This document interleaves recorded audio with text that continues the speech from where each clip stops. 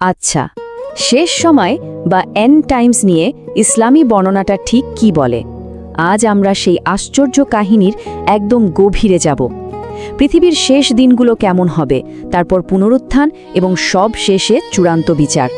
পুরো এই মহাজাগতিক যাত্রাটা কিভাবে ধাপে ধাপে এগোবে, চলুন সেটাই আজ আমরা দেখব। দেখুন, আমাদের এই পুরো যাত্রাটা কিন্তু 5টা আলাদা ভাগে বিভক্ত। আমরা শুরু করব পৃথিবীর শেষের দিকের লক্ষণগুলো দিয়ে, আর শেষ করব মানবজাতির চূড়ান্ত পরীক্ষার মধ্যে দিয়ে। তো আর দেরি না করে চলুন প্রথম পর্যায়টা দেখে নেওয়া যাক। শেষ সময়ের বর্ণনা কিন্তু হুট করে কোনো বড় বিপর্যয় দিয়ে শুরু হয় না, বরং এর শুরুটা হয় কিছু গভীর আর অদ্ভুত নিদর্শনের মাধ্যমে, যা ধীরে ধীরে এ পৃথিবীর স্বাভাবিক নিয়মগুলোকেই ওলটপালট করে দেবে। চলুন দেখি সেই নিদর্শনগুলো ঠিক কি কি। একটা প্রশ্ন মনে আসতেই পারে, তাই না, যে পৃথিবীর শেষ দিনগুলোতে আসলে কি হবে? প্রাকৃতিক আর সামাজিক শৃঙ্খলা কেমন থাকবে? বর্ণনা অনুযায়ী সবকিছু যেন ভেঙে পড়তে শুরু করবে, আর এই বিশাল পরিবর্তনের সূচনা হবে একটা অদ্ভুত বাতাস দিয়ে, যে বাতাস বেছে বেছে নির্দিষ্ট কিছু মানুষের উপর বয়ে যাবে। ভাবলে অবাক লাগে, তাই না? এই ঘটনাটাকে কিন্তু একটা করুণা হিসেবেই দেখা হয়, কারণ এর মাধ্যমে চূড়ান্ত ভয়াবহতা শুরু হওয়ার ঠিক আগেই বিশ্বাসীদের নিরাপদে সরিয়ে নেওয়া হচ্ছে। এরপর পৃথিবীতে থেকে যাবে শুধু তারাই যারা অবিশ্বাসী, এবং এক ভয়ঙ্কর সময়ের মুখোমুখি হবে। বিশ্বাসীদের চলে যাওয়ার পর পৃথিবীটা যেন একটা নৈতিক শূন্যতার মধ্যে ডুবে যাবে। পবিত্র স্থানগুলো তাদের সম্মান হারাবে, এমনকি সেগুলো ধ্বংস করা হবে। সমাজে এমন এক বিশৃঙ্খলা ছড়িয়ে পড়বে যেখানে ভালো মন্দের আর কোনো বিচার থাকবে না। এরপর আসবে এমন 3টি চূড়ান্ত নিদর্শন যা একেবারে নিশ্চিত করে দেবে যে শেষ সময় চলে এসেছে। প্রথমত, একটা অস্বাভাবিক দীর্ঘ রাত, যা সবার মধ্যে ভয় ধরিয়ে দেবে। দ্বিতীয়ত, প্রকৃতির নিয়মকে পাল্টে দিয়ে পশ্চিম দিক থেকে সূর্য উঠবে। আর সবশেষে এক অদ্ভুত প্রাণীর আবির্ভাব ঘটবে। এই যে অদ্ভুত প্রাণীটার কথা বললাম, এর আবির্ভাবটা কিন্তু খুবই গুরুত্বপূর্ণ। এর নাম হলো দাব্বাতুল আর্দ, মানে পৃথিবীর প্রাণী। আর এর আসার পেছনে একটা বিশেষ উদ্দেশ্য আছে। বর্ণনা থেকে যা জানা যায়, এটা কোনো সাধারণ প্রাণী হবে না। এর শরীরে বিভিন্ন প্রাণীর বৈশিষ্ট্য একসঙ্গে থাকবে। আর সবচেয়ে বড় কথা হলো, সে এমন দুটো অলৌকিক জিনিস বহন করবে যার তাৎপর্য বিশাল। তো এই প্রাণীটার মূল কাজটা কি হবে?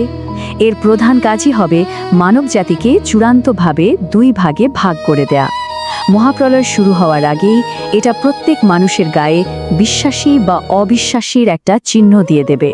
পৃথিবীর এই সব নিদর্শন যখন শেষ হয়ে যাবে, তখন শুরু হবে আসল মহাপ্রলয়। এই পর্যায়ে এসে আমাদের পরিচিত যা কিছু আছে, এই আকাশ, পৃথিবী, পাহাড়, সমুদ্র, সবকিছু চিরদিনের জন্য ধ্বংস হয়ে যাবে। আর এই মহাধ্বংসের শুরুটা হবে মাত্র একটা শব্দে, ফেরেশতা ইসরাফিলের শিঙার ফুৎকারে। বলা হয় তিনি নাকি ইতিমধ্যেই প্রস্তুত হয়ে আছেন, শুধু সৃষ্টিকর্তার আদেশের অপেক্ষায়। এই ধ্বংসলীলা যে ঠিক কতটা ভয়াবহ হবে, তা হয়তো আমরা কল্পনাও করতে পারব না। শুধু যে জীবজগৎ ধ্বংস হবে তা নয়, বরং পুরো মহাবিশ্বের কাঠামোই ভেঙে পড়বে। আকাশ ফেটে চৌচির হয়ে যাবে, পাহাড়গুলো তুলোর মতো উড়ে যাবে, আর আমাদের এই পৃথিবীটা হয়ে যাবে একটা বিশাল সমতল ভূমি। মহাপ্রলয়ের পর নেমে আসবে 40,000 বছরের এক কবরের নিস্তব্ধতা।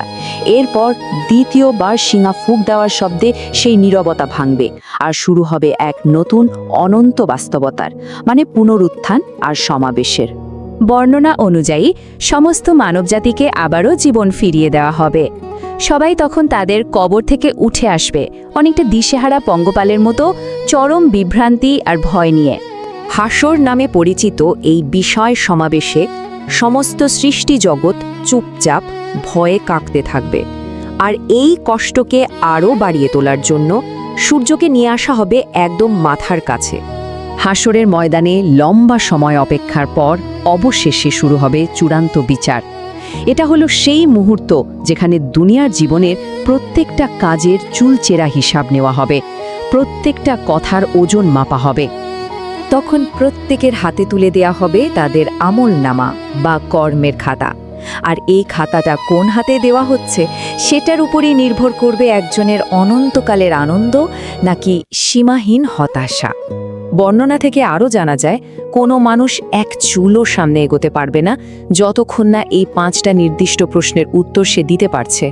সময়, যৌবন, জ্ঞান এবং সম্পদ সে কিভাবে আর কোথায় ব্যবহার করেছে। প্রাথমিক বিচার শেষ হওয়ার পর আরও একটা চূড়ান্ত এবং ভয়ঙ্কর বাধার সামনে আসবে, যা প্রত্যেককেই পার হওয়ার চেষ্টা করতে হবে। বর্ণনা অনুযায়ী এই শেষ বাধাটাই হলো সিরাত। এটা হলো জাহান্নামের ওপর দিয়ে জান্নাত পর্যন্ত চলে যাওয়া একটা সেতু, আর জান্নাতে যাওয়ার এটাই একমাত্র রাস্তা। আর এখানে সবচেয়ে ইন্টারেস্টিং ব্যাপারটা কি জানেন?